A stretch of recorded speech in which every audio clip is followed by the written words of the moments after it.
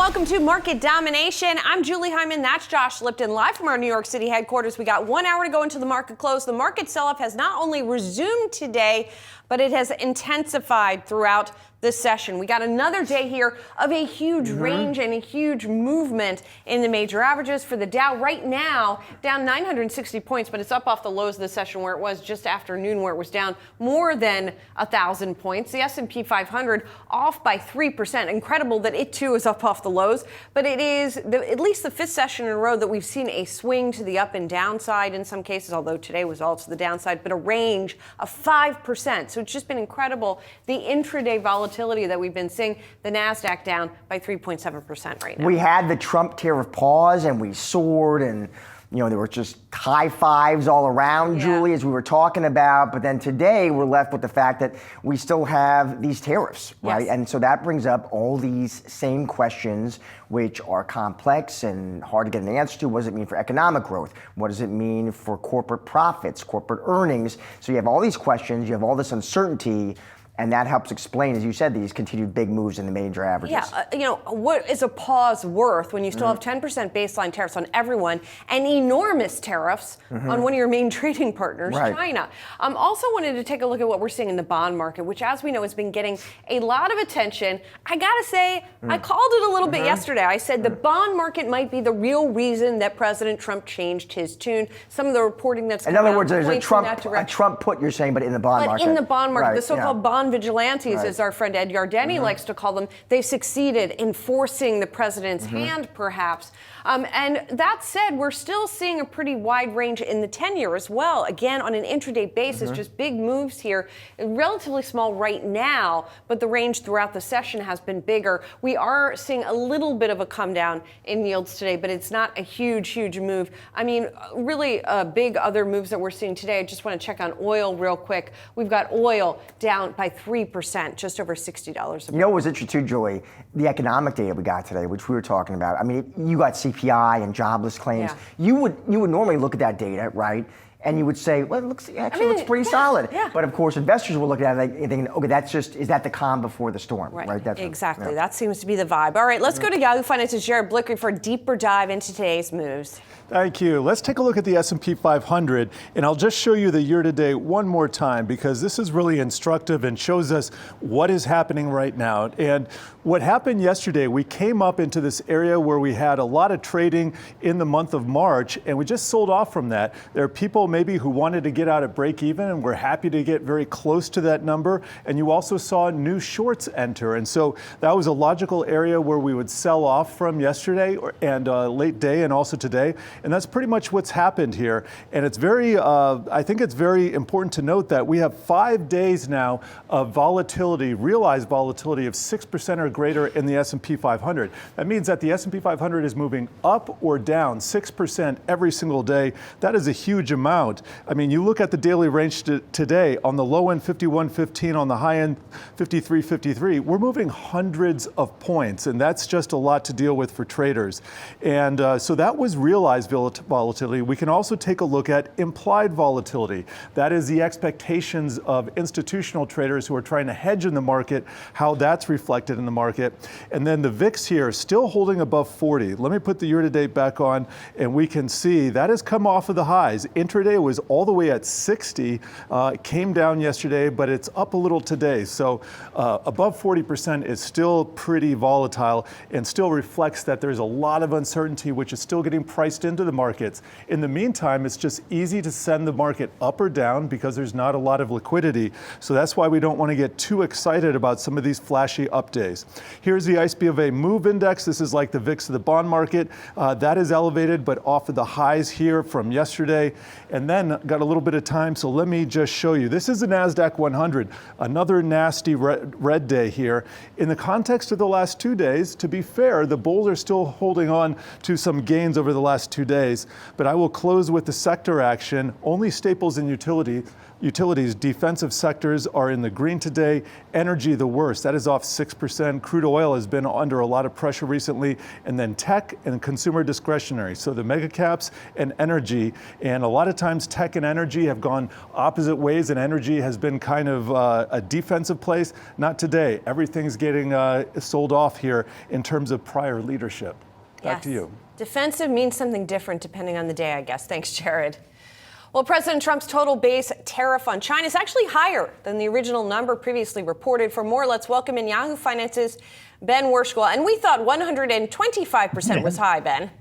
Exactly. Yeah, it was a bit of a surprise this morning. So this comes after Trump and from officials from Trump on down had described yesterday's move as raising China's tariff rate to 125%. What we learned when the executive order was released this morning, that only applied to the reciprocal tariff piece of that. That is indeed rising to 125%, but it doesn't include previous 20% tariffs on China that Trump imposed on over issues of fentanyl. So that 125 plus 20 gets us to 145%. I will say, Julie, it's even higher than that when you factor in the sector by sector tariffs that came from Trump 1.0 and Biden augmented, which has been estimated to be sort of in the neighborhood of an additional 20% when you average it all out. Bottom line here is these are incredibly high tariffs on China that comes after yesterday where Trump pivoted in the opposite direction on the rest of the world. He held back on reciprocal tariffs or additional reciprocal tariffs on those countries and raised them here on China. And it kind of gets to a point here that this trade war has really moved into being all about China here. It's that's clearly what he's said again and again and has increased recently. This I'd underline is 2 to 3 times, depending on how you measure it, what Trump promised on the campaign trail. He talked about 60% tariffs on China, and everyone thought that was bluster and that was too big. This is so much higher than that. And the latest from Trump himself this afternoon at a cabinet meeting, he said he wouldn't confirm whether or not he's meeting with China or he's had any meetings with China since he announced these. And all would say is kind of we'll see what happens in terms of talks with the country. Ben, thank you. Appreciate it. Mm-hmm. For more on today's market sell-off, let's now welcome in Leslie Marks, McKinsey Investments Chief Investment Officer, Equities. McKinsey Investments is a global asset manager with over $220 billion of assets under management. Leslie, it is great to see you. So we had the Trump tariff pause yesterday, Leslie. We soared, of course. Today, though, we're back down hard in the red. What do you think comes next, Leslie? Can we even say with any degree of real confidence, Leslie, what we think could be coming next? Well, thank you for having me and good afternoon. I think what comes next is, it's hard to know day to day what comes next, but one thing we do know that's coming next is a focus on the Q1 earnings season. And that's coming fast and furious beginning tomorrow with a few of the banks reporting. We'll hear from JP Morgan, for example. And I think this is what the market is going to need to digest, which is going to be the comments out of CEOs and CFOs around guidance for the year ahead. And this is where we actually see the big wall of worry building for investors in the equity market. Leslie, is your base case that we're going to get a lot more of these companies just pulling guidance entirely? Because they still, even with this so-called pause on the worst case scenario for tariffs, there still are a lot of tariffs and we don't know what the situation is going to be like. So do you expect that those pulled guidances? Certainly that would be, people would understand that. Nobody would like that, but they would certainly understand why a company would need to pull guidance in this environment. You just think about the last 5 trading days or 6 trading days. I think we all feel like we've sort of lived a year or a lifetime in a week. And imagine being a CEO trying to make long-term decisions in an environment that's highly uncertain, particularly when you think about the tariff environment and China specifically, which is very much integrated across the supply chains. And, we don't have to have too long memories to remember what it was like in 2020 when we went through the COVID pandemic and everything that we endured when the supply chain did not function at its most optimal way. And so I think that what you'll hear from companies that really rely on moving goods around the world is a lot of uncertainty. Leslie, I am curious after the sell-off we've seen here, broadly, how would you characterize valuations? Well, I think valuations, if you're just looking at, where we came from versus where we are today, of course, on a relative basis, valuations look much more attractive. And I think there are always opportunities, there are always things that get oversold, particularly when you see a distressed market like we started to see certainly on the equity side, where people were selling indiscriminately. So there are opportunities, there are valuation-based opportunities, but here's the challenge, and it comes back to my comments around earnings and earnings guidance. Even though we've seen the P come down, do we really know if the E has come down enough to reflect the current outlook? And there's just so much uncertainty on where we're going to go with this economy. I mean, yesterday there were people calling for a global recession, and then you saw midway through the day people recalling that call or reversing that call. And I think the reality is we know directionally that things are going to have to slow based on the current environment. Businesses and consumers are frozen here. Not only are they not making big spending decisions, but they also don't know really what the impact will ultimately be on global economic growth. And that's going to filter through into demand for their products. Leslie, I want to also ask about your perspective as a Canadian-based asset manager, right? You guys are global, you invest globally, you have clients all over the place, but I imagine a lot of your clients are Canadian and you're based there, and so the situation is fraught at the moment between these two very closely tied trading partners. What are you hearing from your Canadian clients right now? How worried are they? Well, maybe just to give a little bit of perspective, Yeah. When things first really started to ramp up in this trade war, of course, Canada and Mexico were the first hit with the large tariff numbers. And so, I think that was really surprising, and that caught investors off guard, but of course it caught Canadians and, in particular off guard. The last couple of weeks, I've been traveling around Asia, and when I arrived in Asia, right at the start of my trip, the focus, even in Asia with the investment community, was still about talking about Canada. By the end of the 2 weeks, after we had the Rose Garden event, all of a sudden that really shifted towards Asia and Europe. So in the context of your question, certainly we sit here in Canada. We're global investors. We, of course, invest in Canada. The majority of our clients are Canadian, as you noted. And Canadians, like many around the world, have been, definitely getting more nervous about the outlook. Now, of course, we had the additional interest in our country around the rhetoric regarding the 51st state, which has created another level of uncertainty and anxiety for Canadian investors. And thankfully, that seems to have subsided more recently. Plus, because Canadians were early targeted, Canadians have been much more, I would say, they're up the curve on the outlook for the Canadian economy, as opposed to other areas of the world like Asia and Europe, which are really just sort of catching up here. And we've seen that in market returns as well. Leslie, finally, there is another dynamic I just want to get your take on, which is what we're seeing in the dollar, Leslie, just this continued weakness. The strategist Peter Bukvar saying this just smells, he says, of foreign flight from U.S. assets. Just curious, Leslie, what you make of that, and what are the ripple effects that investors need to keep in mind from it?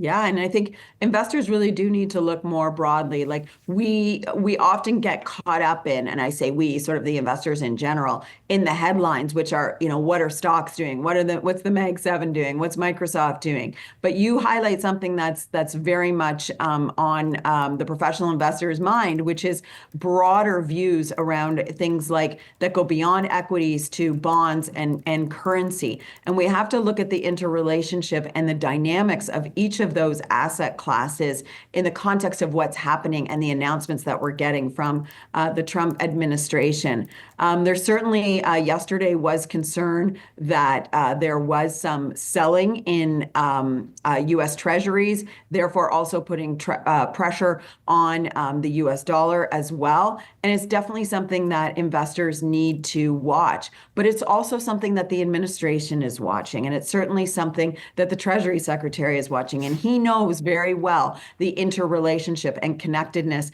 of the markets. And he knows where all the foreign ownership is of currency, of bonds, of equities, et cetera. And so I think that, we can take comfort that the market is giving important signals that is actually helping to be a bit of a governor around policy. And so if we started to see outcomes in capital markets, even though that's not the intention, I think that would certainly help to moderate positioning. And we've already seen, obviously, the sign of that come yesterday. So the dollar is extremely important. And it is a tool that foreign governments could potentially use. I think it's just not what we're seeing yet today. Leslie, really interesting perspective. Thank you so much for your time. Thank you for having me once again. We're just getting started here on Market Domination. Coming up, March's CPI data showed annual core prices rising last month at the slowest pace in 4 years. We'll be joined by an economist on the other side to talk about the numbers and their implications. Stick around, much more Market Domination still to come.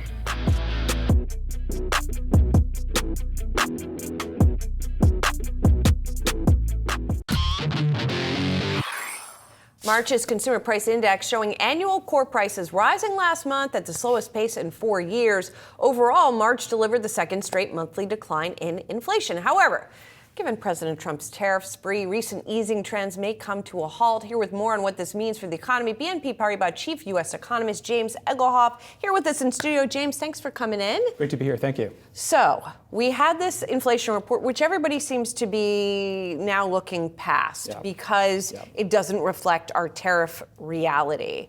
But does it sort of give us a good base at the very least to then lay maybe some of these tariff price increases on top of? Yeah, I think it's the story of what could have been. So reading this together with the payrolls print that we got last week shows you that the Fed had accomplished what many have thought was impossible. It has brought us to the brink of the soft landing. Now, the tariffs change everything. So we're snatching victory from the jaws or something like that? Defeat from the jaws of victory, victory from the jaws of defeat? Something like that. So Powell, in his remaining year in office, isn't going to reach the promised land of the soft landing. The world is going to take a different path now as a result of tariffs. But it does show you the strong foundations that the economy is going into the tariff shock with, to your point. So where does, let me ask you this, James, where do you see core PCE inflation peaking then this year if the current tariffs remain in place? Well, it's highly uncertain because the tariffs are going on and off with great alacrity. It makes it hard to have a steady forecast. But we expect quite a bit of inflation. We expect tariffs to not just be a one-time price shock, but also to be amplified through wages and to services and other prices as well. So we think inflation could peak in the fours or higher, depending on the tariffs that go on and how the economy responds to them. So do you think we end up with stagflation, or do you think we go to stagcession? I guess, or more recessionary scenario. So we've since November, we've advocated for taking President Trump seriously and literally. And so we've had the highest inflation forecast on the street all year. Now that this has all happened, we actually remains just a little bit optimistic in that we expect further moderation in tariffs from the administration. And if that happens... Why do you say that, James? Well, we think the president is following a negotiation approach that involves opening with a provocative act and then learning, reassessing, seeing how his counterparty responds and having an iterative process. So we think the China tariff that's on now, which is the remaining one that's a bit troublesome for the outlook, we think that will be moderated in time as the negotiation unfolds. And if that happens, we think that there's still a fighting chance for the economy to avoid recession. That's our base case. But the risk of either a more significant recession or of an unanchoring of inflation expectations and very high inflation, those are serious risks. So it may be moderated over time, but will it be moderated in time to avoid a recession? In other words, what's the urgency here, and when does it have to be moderated in order to avoid a recession? I think the thing that is driving the recession fear is the uncertainty. It's not just the level of tariffs, but the fact that they keep yo-yoing up and down, up and down, up and down. If you're running a business, the rules of the game changing so fundamentally on you so quickly makes it impossible or very difficult to invest, and it makes you have a predilection maybe to raise some liquidity, cut costs, maybe reduce headcount. When everyone does these things at the same time, that's how a recession gets started. And so we think it's really a matter of days or weeks that we would expect to see this moderation. And if we don't, then it makes these tail risks of recession, of a concentrated business pullback, much more real in our eyes. So, James, where does all this leave the Fed? We think the Fed is very comfortably on hold. The Fed has a dual mandate for both growth and inflation, and we think that they're struggling with this trade-off between the risk of high and potentially very high inflation and the risk of recession. In their eyes, there's probably very little that they can do to smooth the adjustment into a high tariff world. This is a structural shock, not a cyclical shock. So delivering a few cuts probably doesn't help very much, but it could complicate the fight against inflation. It could undermine their credibility. So we think they'll wait for a little while, gather more conviction, and they're keeping their options open on the direction, on the size, and the timing of the next move. All right, James, hold right there because the 10-year Treasury yield, that we know is edging lower amid bond market whiplash. However, the narrative for the bond market remains cautious. Yahoo Finance's Alexandra Canal joins us here with more. Allie. Hi, Josh. Edging lower, but not much lower. We're still trading at levels of around 4.4%. We haven't seen these levels since the end of February. Now, we are off some of the highs that we saw earlier this week. On Wednesday, we were trading at 4.47 at that high point. That was a massive 60 basis point swing from where we were on Monday. And it didn't really make sense in the midst of this sell-off because bonds are this flight to safety. They're seen as this cash collateral to investors, both domestically and abroad. So there was a lot of questions about what was happening in the bond market. And there have been several theories floated around Wall Street. One has been the unwinding of what's called the basis trade. This is a highly leveraged trade, popularly used by hedge funds. There's also been talk that potentially foreign buyers like China and Japan, they're potentially boycotting our debt, and that could weigh on demand. And then you also have inflation and, of course, all these back and forth trade dynamics and really the chaos that's circulated there. And I had a chance to speak with Kathy Jones from Charles Schwab, and she basically said what we've seen over the past several days, and particularly what we saw yesterday with Trump pausing these reciprocal tariffs, is that bond markets rule. Welcome to the world where bonds rule. That was the exact quote. She said you can do a lot of things, but when the bond market tells you that you're wrong, you've got a problem. And that's because bonds are so linked to a lot of different types of market conditions. When you think about borrowing costs, when you think about the Fed funds rate, when you think about stock valuations. So when things aren't going right, the bond market is the one place that's going to tell you. And to that point, Trump basically said that's why he decided to pivot. He said he was watching the bond market closely. He said that was part of the reason why, he decided to pull back. We'll see where things go from here. We have that 90-day pause. Any escalation, though, could definitely weigh on the bond market. And Kathy said that if we see more chaos, she does see bonds potentially rising to 5%. That's an extreme case. Right now, she's at 3.8%. But if you have this unwinding of capital, you're going to see that trickle through to the bond market. Yeah, and I want to bring James Egelhoff of BNP back into this because I'm curious what the economic implications are of this bond market volatility that we're seeing, and also the possibility that we could once again see yields go in a higher direction, which doesn't seem to make a lot of sense. But then what are the sort of economic implications of that? Well, when the Fed thinks about this, it thinks about broad financial conditions, it thinks about rates, it thinks about FX, it thinks about the equity markets. And all of those are moving in the direction of tightness, which is putting downward pressure on activity. It's increasing the risk of recession. So the longer this goes on, that we see an increase in yields and declining equity values, it puts downward pressure on business investment just in the way the uncertainty is that I referred to earlier. And Go ahead, James, we were just talking in the back there, and you were talking about how we're not quite in a crisis yet. And I thought that was interesting because we certainly are operating at times like we're in one, if you take a look at equities and what's going on in the bond market. So what's your perspective there? Look, I mean, it's the fundamentals of the economy remain very strong. We've seen from the recent data, from the CPI data, from payrolls, that the economy continues to grow. There's nothing fundamental or structural about this crisis. This is about a negotiation the president is taking on with foreign governments. Once it passes, so long as it passes quickly, our view is that there's a good shot that the economy is able to fly over this period of disturbance in markets and continue to expand. So there's a risk. I certainly don't want to say there's no chance of a crisis, to use your word. It's certainly possible, but we don't think we've reached the point of no return yet. What happens, James, if the tax cuts get extended? What would that mean for the U.S. economy? How would that impact your forecast? So we have those in our forecast, and our view is that because they're continuing existing policy and because the continuation of the tax cuts is so widely expected, they probably don't have a huge impact on our forecast. The fiscal impulse, the push that the government is giving the economy through spending is not really dramatically affected by them.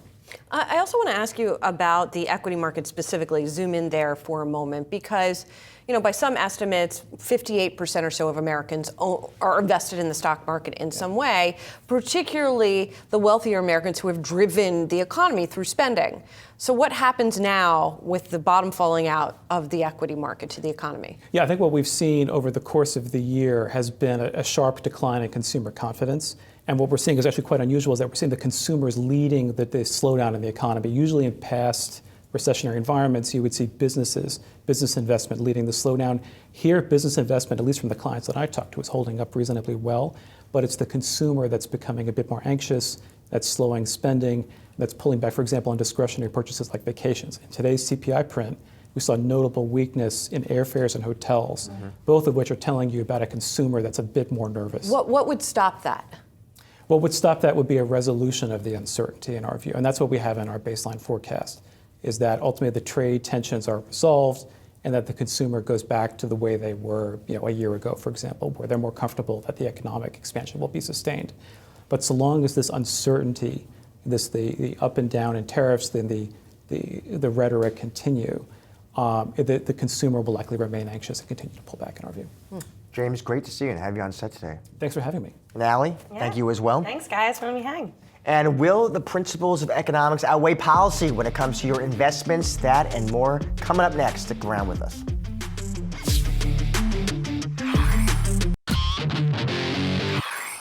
We're seeing another sharp sell-off today after markets bounced back yesterday. The seesaw, of course, reflecting and creating a lot of uncertainty. Investors trying to navigate risk management here. For more, we're bringing in Michael Darda, chief economist and macro strategist at Roth Capital Partners. Always great to see you.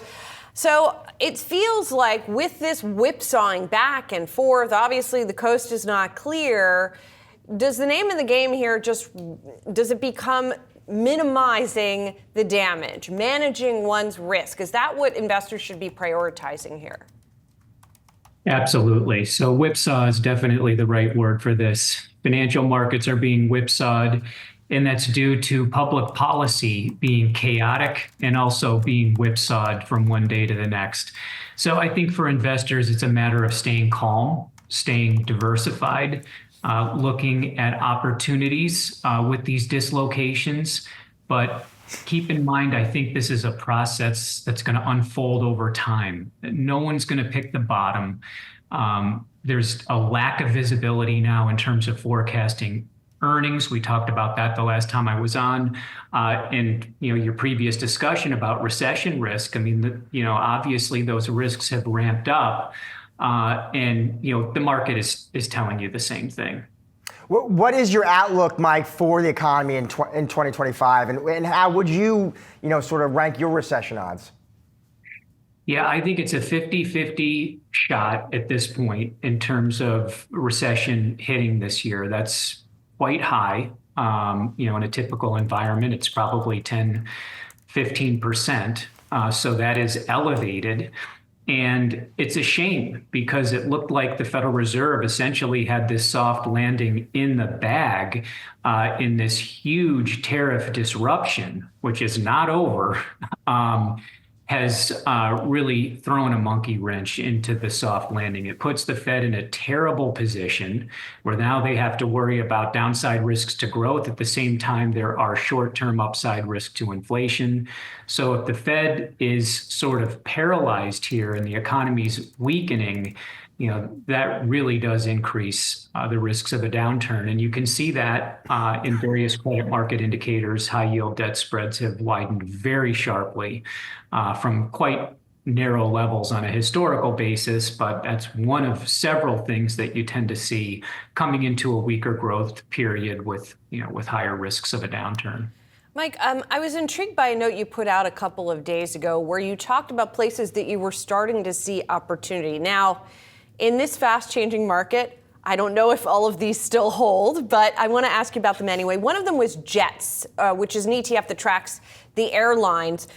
We heard from Delta yesterday, which sort of pulled its forecast, part of its forecast, kept part of its forecast. So the markets were reassured by that, even before the overall market increase. But do you still think airlines are a good place to nibble at here?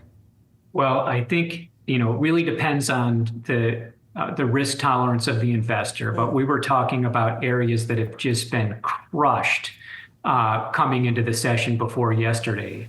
Airlines, tech, energy, these are all down sharply again today.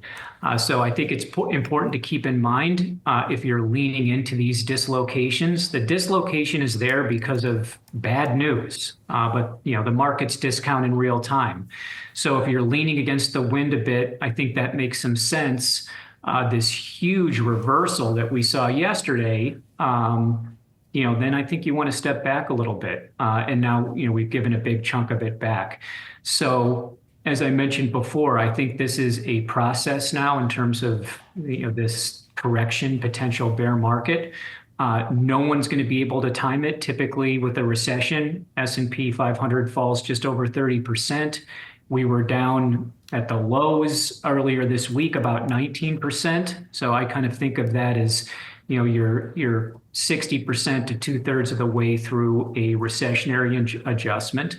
And so I think it makes sense to put a toe in the water and absorb a bit more risk for longer term investors that do have the tolerance to be in the market and to ride out the storm. But that is in no means an effort to say, this is the bottom or we've bottomed.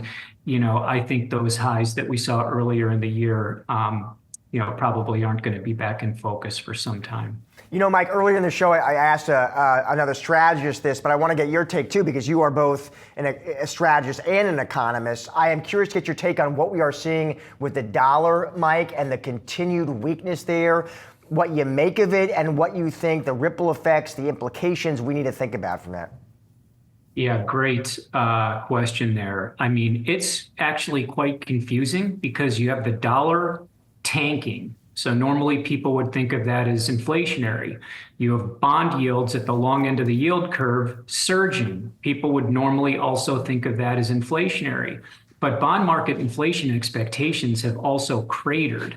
So this move up in yields has been driven by real rates, and the dollar move, which has also come as a surprise, is not filtering into bond market inflation expectations. So I'm actually a bit more worried about recession than inflation. Yes, the tariffs are going to raise inflation in a temporary way, but that will not be sustained over time if the economy hits the skids. And I think that's what the inflation break-even market is telling you.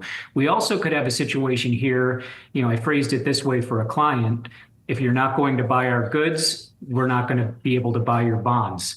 And so you could have a bit of a reversal in some of these capital flows going on as a consequence of the trade war. And we need to be careful what we wish for, because the last time the US ran a current account surplus was during the 1990-91 recession. So if you torpedo the economy and tank investment relative to savings, then the current account deficit can fall. But is that really what you're trying to accomplish? Mike, always great to see you, my friend. Always great to have you on the show. Thank you for joining us. Thank you.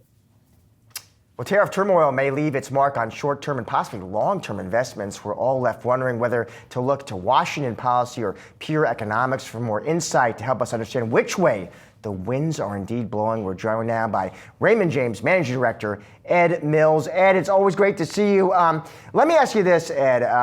When we saw that Trump tariff pause, there was immediately a lot of talk, Ed, and I'm sure you were hearing the same question. Okay, what does that tell us, if anything, about who's in pole position inside this administration, whether it's Team Besant or Team Navarro? I'm wondering if you have a view there, Ed, and to the extent you do, let's say it was Team Besant, what are the possible policy implications that flow from that, Ed? Yeah, Josh, so what we're telling folks here at Raymond James is to think about it as Team Tariff, which is Navarro, that's Lutnick, that's Jamison Greer, the U.S. Trade Representative, and Team Econ, Scott Bessent, Kevin Hassett, the chair of the National Economic Council. It's been very clear to us at Raymond James that for the last month or more, Team Tariff has been completely in charge.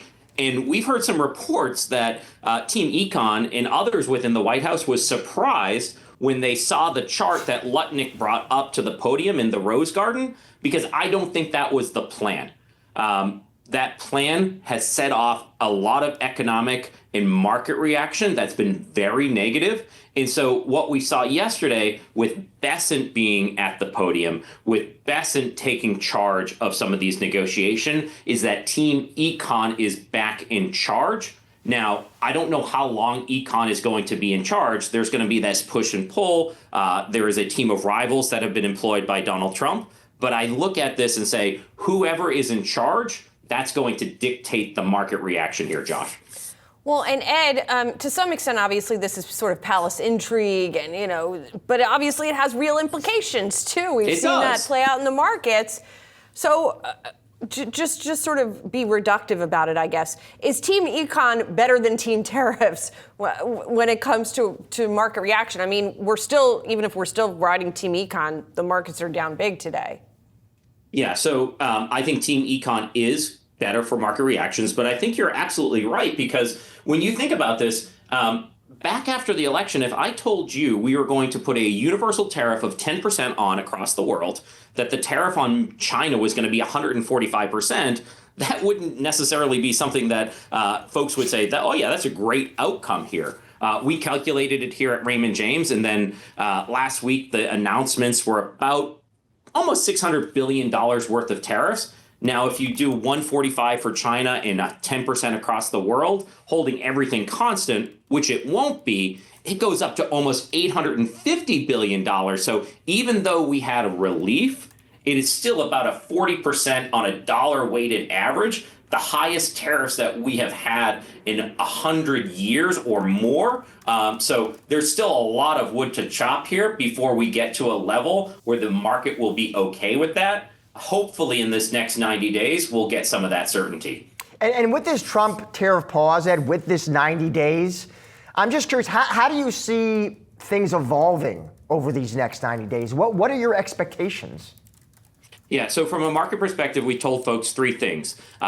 We're either going to get deals, Trump blinks, that's bucket one, the courts or Congress stop him, that's bucket two, or Trump doubles down and we're seeing a realignment of all trade in the world. I do think it's actually, unfortunately, a bit of those three outcomes that we're going to go back and forth over this next day, weighting those averages. The long-term implication here, the outcomes, I think it's also three buckets. Bucket one, more revenue. Congress is trying to do a historic tax cuts. They need a new revenue stream. Bucket two, protect national security industries. Autos, semiconductors, pharmaceuticals, those are coming. Those will be sticky. Step three, get policy change. We're absolutely seeing these tariffs trying to change the policies of other countries. There's an opportunity here, but also a risk. Can that open up new markets for U.S. companies? Or are leaders not willing to negotiate because they don't know what Donald Trump wants? Ed, let me ask you, all the tariff pause, all this tariff drama, what does it mean, Ed, for the other big issue that's front and center for investors, of course, which is tax cuts? I think it puts a lot of pressure on Congress to get this done.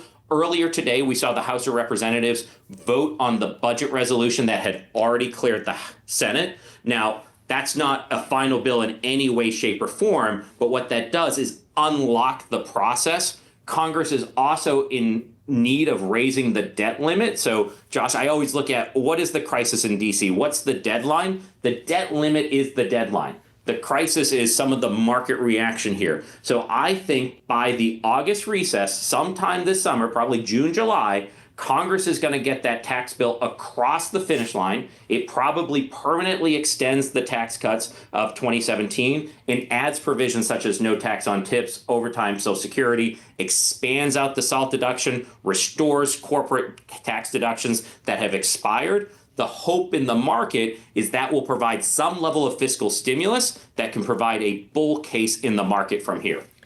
Ed, what are the chances that none of that gets done? That there isn't even an extension of the tax cuts? Is there any chance that that could happen? Julie, there's always a chance, and I don't think anything is a straight line in Washington, D.C. But I do think when you look at this from a Republican perspective, these tax cuts expire on December 31st. So you're going to have a choice. Are you for the largest tax cut in history, or are you for the largest tax increase in history? In politics, when you're explaining, you're losing. So my base case is something gets extended. They might have to fall back if they don't have the votes. But the final thing I would point out here is that because there was a special election on April 1st in Florida, Republicans are back up to full strength. They're at 220 votes in the House. Republicans, that's going to be their largest majority because Democrats have had a couple of members pass away. They are at 213. So they're going to take advantage of this slightly larger majority to get this through and get it onto President Trump's desk. Ed, always great to catch up with you. Thanks so much. Likewise. Thank you. Let's do the checks of the markets here. We're counting down to the closing bell, and we do not see the selling abating. In fact, it's getting worse. We're going back towards the lows of the session with the Dow off by 1,300 points. We'll have much more coming up, much more market domination still to come.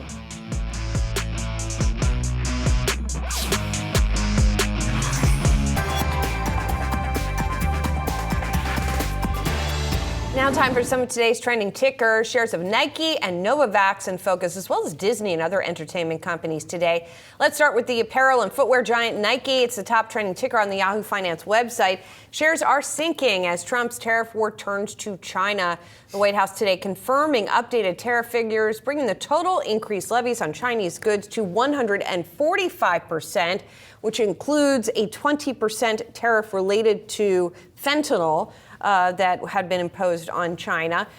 So it's even worse than the 125 that we were talking about yesterday. Nike has diversified its supply chains, namely to Vietnam. So there was concern initially because, of course, Vietnam was heavily tariffed. That's gone away. But investors still concerned here. Yeah, and by the way, these same names ripped yesterday. Yes. Nike and Gap and Lululemon. But today, investors realized, oh, wait, so we still have questions about how names like this are going to actually navigate these tariffs, questions about how their customers are going to respond and react, our estimates coming down, right? All kinds of uncertainty there. By the way, though, I did read a write-up. Apparently, HSBC upgrading Adidas to buy. They call it a beacon of hope, they say. We see good visibility for superior top-line growth and operating leverage in the next 2 years. Very interesting. We could all use a beacon of hope. I mean, as for Nike, I was reading some Bloomberg reporting that when you take Vietnam, Indonesia, as well as China, that they account for 95% of Nike's footwear production between those three countries. And of course,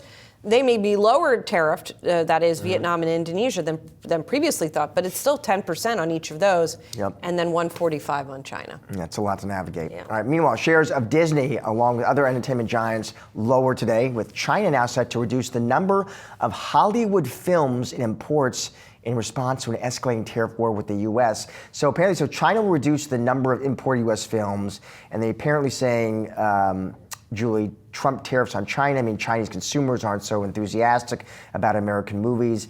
They say moderately reduce the number of American films imported. So moderately is their word. Hollywood Reporter noting that under the most recent trade agreements, China committed to releasing 34 foreign films per year under revenue share terms. Overseas studios apparently permitted to a 25% share of ticket sales. That's how it was working. Yeah, you see WB Discovery in particular taking a hit there. I mean, China has been a huge and growing market for blockbusters, for American-made blockbusters in recent years. And even though, moderately reducing, it's not clear, but there are some upcoming films that are slated for release both here and there. So this now draws that into question. It was interesting because I was reading the Hollywood Reporter's take on this, and they know the popularity of Hollywood films has actually kind of drastically eroded over there in the past few years. But to your point, the top U.S. tentpoles can obviously still rake in quite a bit. Right, exactly. All right, and also shares of Novavax getting hit hard today. Robert F. Kennedy Jr. casting some doubts about the company's COVID vaccine, calling it a single antigen vaccine.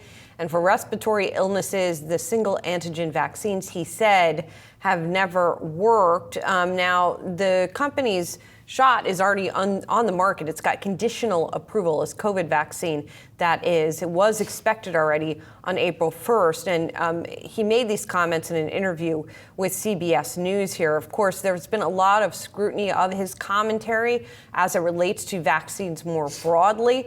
But it's interesting that he's commenting on sort of specific types. Those shares are down 21% right now, Josh. Yeah, Bloomberg noting that Novavax did last week have a response here. Said it responded to all the FDA's information requests, believes its vaccine is ready for approval. I mean, kind of the broader question, as you point out, Julie, it raises is, RFK Jr. obviously has been an outspoken critic of the vaccines, and so it's raised all these questions from investors. Well, what did his role, his appointment, his confirmation mean for FDA approvals and timelines just going forward? Right. Yeah.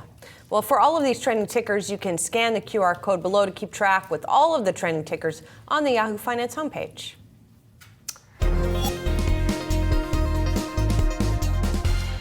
Time now for our call of the day. UBS downgrading General Motors from buy to neutral, going lukewarm here. The impact of tariffs on auto demand among the reasons for the downgrade. And for more, we're bringing in, of course, Yahoo Finance's very own senior autos reporter, Pras Subramanian. Pras. I think we should have like an AT&T sponsor for that call of the day, like a little phone call, brought to you by, Anyway, yes, downgrade to neutral from buy. Price target goes down to 51 from 64. It's all about tariffs hitting sales and also earnings, right? And also their cash flow, right? So UBS expects volumes to drop 9% in 2025, an additional 4% in 2026. That's not nothing. That's a pretty big dip in volume. And that would lead also with all the tariff costs from exposure to Canada, to Mexico, and even South Korea, apparently. In China, we know they built a Buick in Vista there, I believe. That's a $5 billion cost headwind that they see this year.